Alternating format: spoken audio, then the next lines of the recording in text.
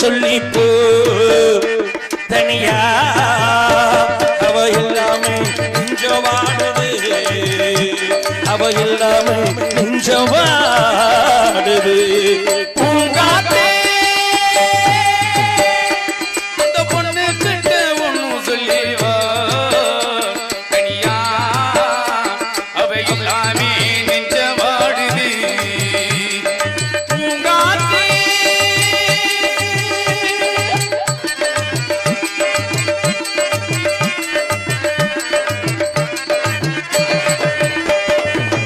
கண்ணகி வாழ்ந்த நாட்டில வாழும் கன்னி தமிழ் மண்ணு கேட்ட பொண்ணு அவளம்மா.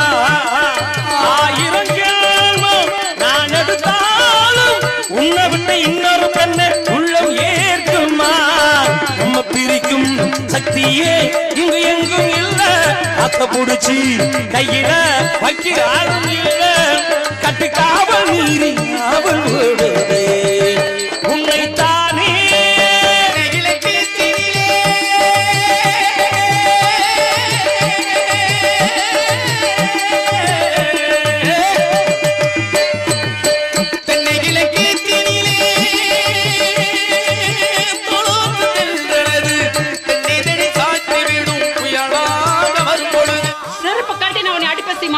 எழுதி வச்சுக்கோ.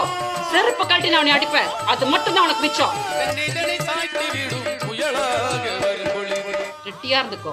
நீ கூட படுத்து நீ சீரழிச்சல என் வாழ்க்கைய, அதுக்கு நான் உன்னை விடவே மாட்டேன், விடவே மாட்டேன்.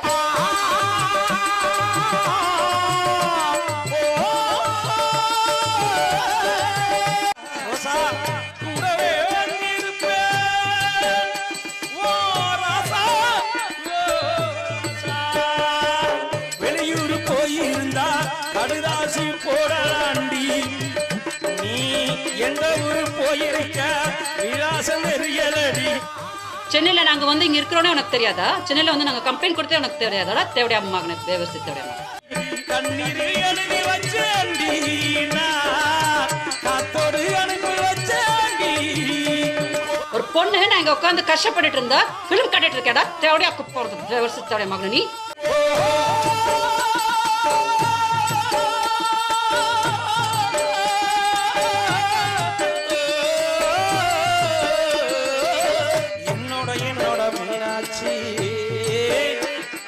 சொன்னது சொன்னது நம்பட்டுமே பொய்யா?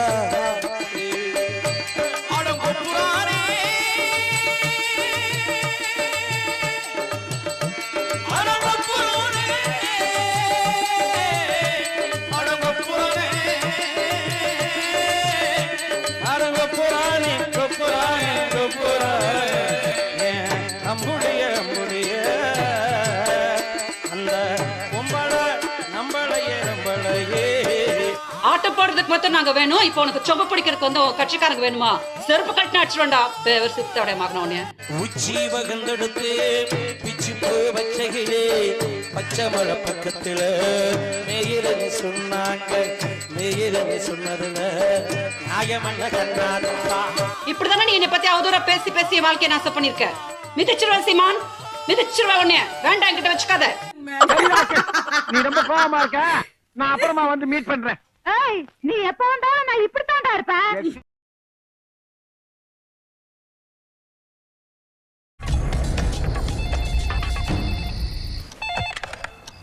ஹலோ. பேரன்பு கொண்டு காதலிக்கிறேன். நீ என்னை நேசிக்காம போ, ஆனா நான் விட்டுட்டு போயிருவேன் மட்டும் நினைக்கக்கூடாது. So sad, my poor Rahul. நான் வேணுமா வேணாமாங்கறத நீதான் முடிவெடுக்கணும். எப்படி? நான் தான் சென்னையில இல்லையே. அது வந்து ஏன் கவலை இல்ல, நான் ஒண்ணும் பண்ண முடியாது. I love you. நீ மீட்டுனா ஓகே, ஹேட்டினா ரொம்ப ஓகே. நீ அங்கே இரு, நான் 10 நிமிஷத்துல வந்துடுறேன்.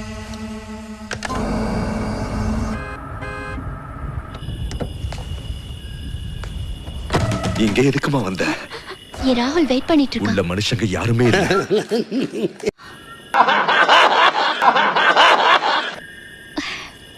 வேண்டாம்மா. அது என் ராகுல் விசில் தான். போகாத.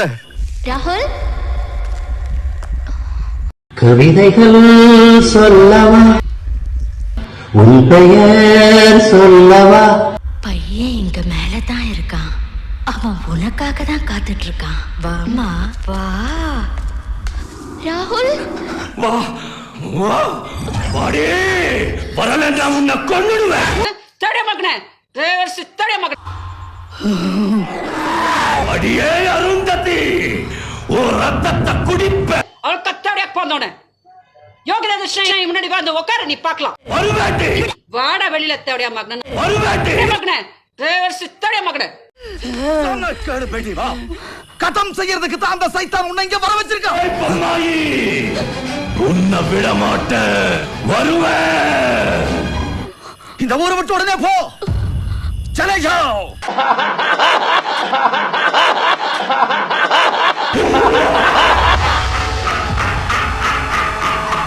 அந்த பழைய கோட்டையோட விவரங்கள் எனக்கு தெரியணும்.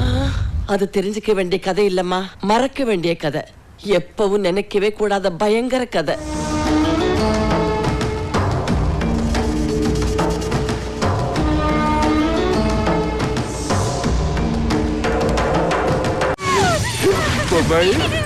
அவன் ஒரு காம பிசாசு, மிருகம் மாதிரி வேட்டையாடி வேட்டையாடி நாசம் பண்ணிடுவான். கேடு கட்ட நேரத்துல பிறந்தவன் அந்த சண்டாள.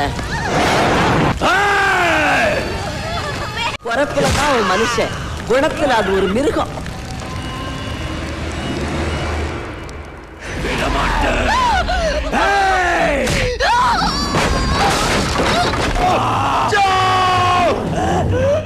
ஏன் இப்படி செய்யற?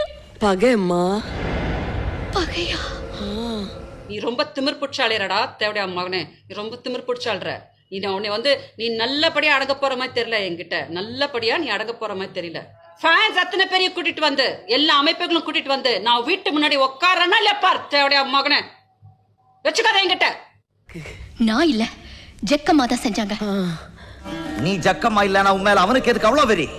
உன்னை அழிப்பன்னு சொன்னது உண்மையா பொய்யா? உன்னை துன்புறுத்துறதுக்காகத்தான் அவன் அந்த சமாதியில இருந்து வெளியே வந்திருக்கான். உண்மையா பொய்யா? அப்படின்னா நீதான் அந்த ஜக்கம்மாங்கிறது உண்மை. அது மட்டும் உண்மை இல்ல. உண்மை இல்லவே இல்ல. சத்தியம் இல்ல. ஏ சச்சே தேகோ. வாக்கை காக்க வந்தாயம்மா ஜக்கம்மா, மீண்டும் ஜென்மம் எடுத்தாயே அம்மா.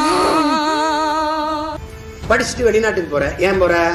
1 லட்சம் ரூபா சம்பளம். சரி 1 லட்சம். அங்க அம்மா இருக்கா? இல்ல. அப்பா இருக்காரா? இல்ல. தாத்தா இருக்காரா? இல்ல. பாட்டி இருக்காரா? இல்ல. கோயில் திருவிழா இருக்கா? கொடை இருக்கா?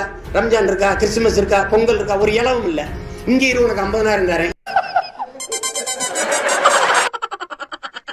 இந்த முக்தார் இருக்கார்ல, அவர் வந்து குஷ்பு அவங்கள வந்து மடக்கிறது, சவுக்கு சங்கரை வந்து மடக்கிறது, அதெல்லாம் விட நாள் கொஞ்சம் சீமானை உட்கார வச்சுட்டு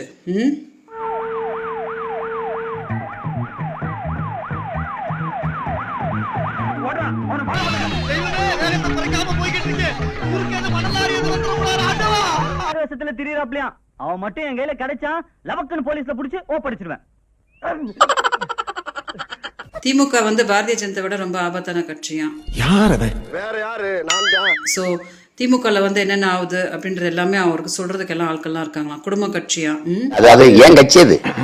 அது என் கட்சி, என் சொந்தக்காரங்க. எங்க ஐயா துரைமுருகன், எங்க ஐயா டிஆர் பாலு, எங்க அண்ணன் ஆ ராஜா, எங்க அண்ணன் சிவா, திருச்சி சிவா, எல்லார் மேலேயும் எனக்கு பேரன்பு. எங்க அப்பத்தா ஒரு பழமொழி சொன்னான், எலிதான் காயுதுன்னா எலி புழுக்கு எதுக்குடா காயுதுன்னு. அதை நினைச்சேன், சிரிச்சேன். இது எனக்கும் முதல்வருக்கும் சண்டை நடக்குதுன்னா இது அண்ணன் தம்பி சண்டை, இது பங்காளி சண்டை. அப்படிதான். ஓ, அப்படி உல்டா படிச்ச பெரிச்சாடி, பெரிச்சாடி பொல்லாத பெரிச்சாடி ஆச்சே. கணிப்பொரிய மண்டைக்குள்ள வச்சிருக்கிற ஒரு ஆள் இருக்காரு, இந்த கணிப்பொரிய துரைமுருகன். அன்னைக்கு கூட முதல்வரை சந்திக்கும் போது அவரை கூட்டு பக்கத்துல வச்சு அவர் தான் எனக்கு பேசுறாரு, டேய் சிமா சரியா தானடா போயிட்டு இருக்கு. ஆமாங்க. ஏன்னா அவருக்கு தெரியும், அவர் பையன் மாதிரி நானு. பத்தி எனக்கு தெரியும்.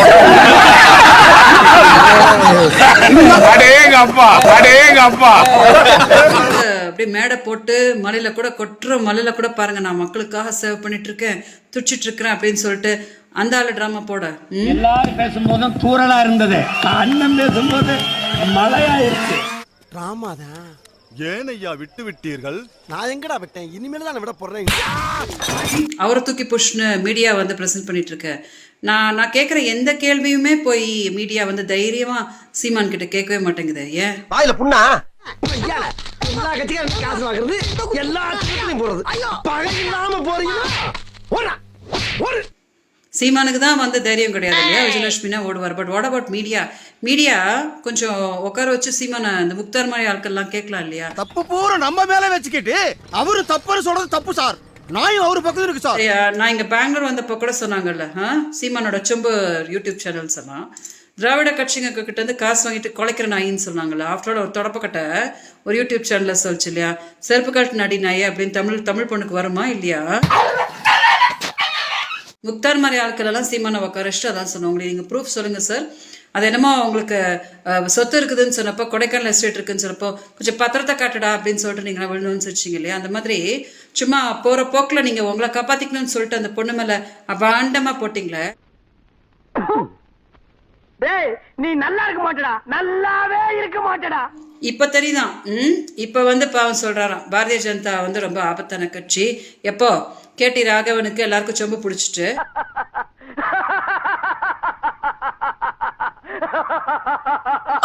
நான் தான் திரும்பி திரும்பி இந்த வீடியோல சொல்லிட்டு இருக்கிறேன். ஓகே, நான் கேட்டுட்டு இருக்கிற எந்த கொஸ்டினுமே நீங்க போய் சீமான்ட்ட கேட்க மாட்டேங்கிறீங்க.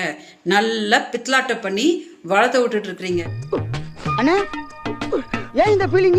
ஒண்ணு இல்லப்பா, நீ செய்யற உதவிக்கு உனக்கு என்ன கைமாறு பண்ண போறேன் தெரியலடா. ஒண்ணும் பண்ண வேண்டாம், அது தானா நடக்கும். நான் சொல்லிட்டு இருக்கேன் இல்லையா, வரவே முடியாது. எந்த கொம்பம் ட்ரை பண்ணாலும் சிஎம்லாம் ஆகவே முடியாதுன்னா ஃபுல் ஃப்ராடு. இதுக்கு மேலேயுமே நீங்க அவனை செருப்பு தூக்கி அடிக்காம வச்சிருக்கீங்களா தமிழ்நாடு மக்கள்? ஐயோ, ஆஹா, கூட்டத்தை பூரா திருப்பி விட்டானே. அவன் பண்ணிட்டு இருக்கிற பித்லாட்டத்துல அவங்கள மாயமே நம்ப வச்சுட்டு இருக்கிறாங்க. ஆளுங்கட்சி வந்து கொஞ்சம் ஸ்லோ ஆயிடுச்சு. அவன் வந்து அதுல வந்து அவன் பெரிய நான் அப்படி பண்ணிடுவேன், இப்படி பண்ணிடுவேன், பின்னி எடுத்துடுவேன். பின்னி பெடலு விஜயலட்சுமி தான் எடுப்பா சீமான. அதனாலதான் அவன் தப்பிச்சு ஓடிட்டு இருக்கிறான். நான் இங்க உட்காந்து கேட்டுட்டே இருக்கிறேன்.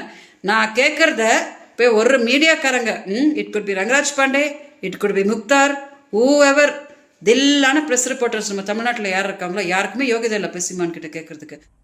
தர்மரே, என்ன மரியாதையா வந்து சரணடைஞ்சிரு. முடியாது, உன்னை தேடி தேடி எங்க ஆயுசே முடிஞ்சிடும் போல இருக்கு.